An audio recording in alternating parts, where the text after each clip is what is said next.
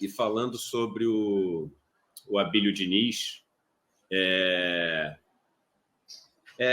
gente, a gente tem que entender esses comentários como um diagnóstico, né, do país que a gente vive. A gente tem que perder o medo de criticar as pessoas que falam essas frases como o Abílio Diniz. A gente tem que perder o medo de lutar pelo que é certo. A gente tem que perder o medo de dizer que esse país é injusto e que as pessoas que carregam esse país nas costas e que constroem a riqueza terminam suas vidas com nada. E as pessoas que exploram essas outras, né, muitas vezes porque já nasceram com essa condição de herdeiros daqueles que têm o direito de explorar, morrem com dinheiro que não são nem capazes de compreender o quanto vale, sem ter feito quase nada para isso.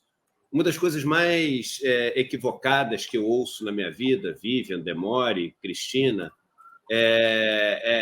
ouvir empresários como o Abílio Diniz falando o seguinte: mas eu emprego 10 mil pessoas, 20 mil pessoas, como se ele tivesse assim fazendo um ato de caridade ao empregar, como se ele tivesse sendo uma pessoa que beneficia, né, 10 mil, 20 mil, 30 mil pessoas, porque ela é uma pessoa, enfim, caridosa, bondosa, quando, na verdade, o que acontece é absolutamente o oposto. Pessoas, por exemplo, como o Abílio Diniz, têm servindo ao seu propósito de ficar rico, que é esse o propósito do Abílio Diniz, como é esse o propósito do Salim Matar, como é esse o propósito do Paulo Guedes, como é esse o propósito do André Esteves, como é esse o propósito de tantos outros bilionários como Jorge Paulo Lemann, o Beto Sicupira, o Marcel Telles. As pessoas que trabalham para o Abílio Diniz são pessoas que estão num caixa de supermercado o dia inteiro, mas, de repente, gostariam de ser escritoras, de ser arquitetas, de ser médicas, mas estão ali e ele precisa que elas continuem ali durante toda a vida. São pessoas que passam o dia arrumando uma prateleira de um supermercado, dirigindo um carro desesperadamente rápido para poder chegar a tempo com as suas entregas. São pessoas que trabalham no campo e que vivem ali uma pressão para que consigam entregar as coisas num preço cada vez menor. E aí aquilo que deveria permitir que elas no campo vivessem uma vida feliz, porque plantam ali aquilo que a gente come e compra no supermercado, vivem uma vida caótica, estressada e muitas vezes, né, inviável no campo no Brasil.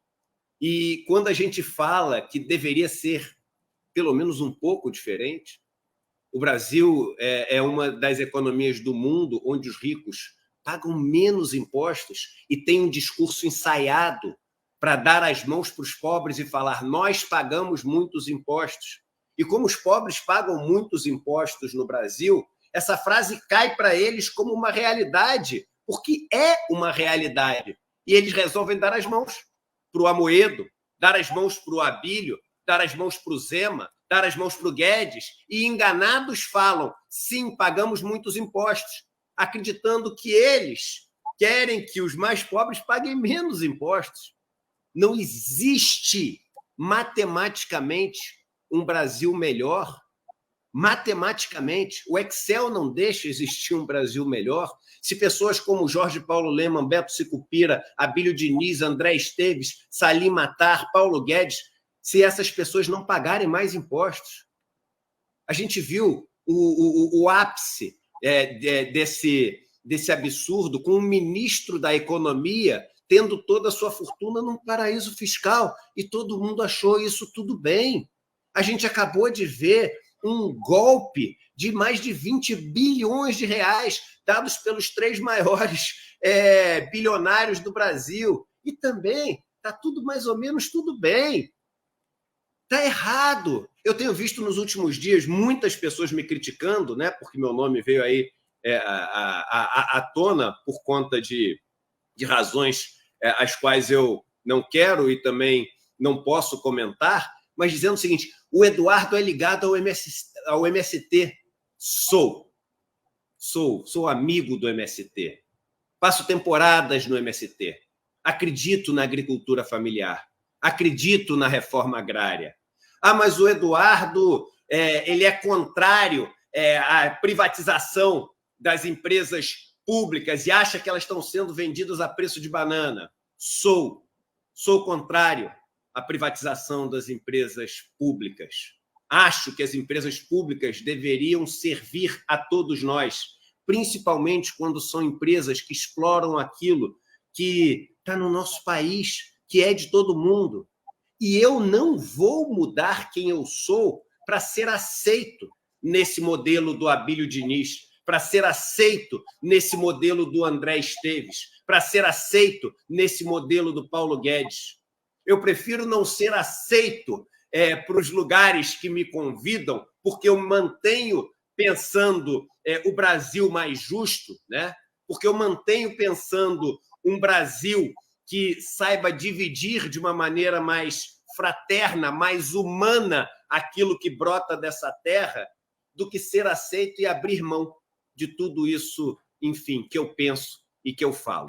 Então, realmente, eu acho que chegou a hora da gente ouvir um absurdo como esse do Abílio e peitar, e encarar e falar assim: o que você está falando é um absurdo, e essa é a maior de todas, a corrupção, senhor Abílio.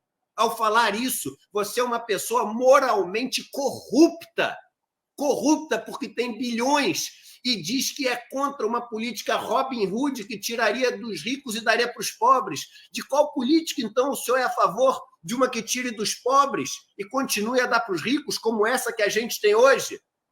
Somos, Abílio Diniz, adversários. Somos, Paulo Guedes, adversários. Somos, André Esteves, adversários. Somos, Beto Sicupira, Marcel Telles e Jorge Paulo Lemann, adversários. E assim seguiremos.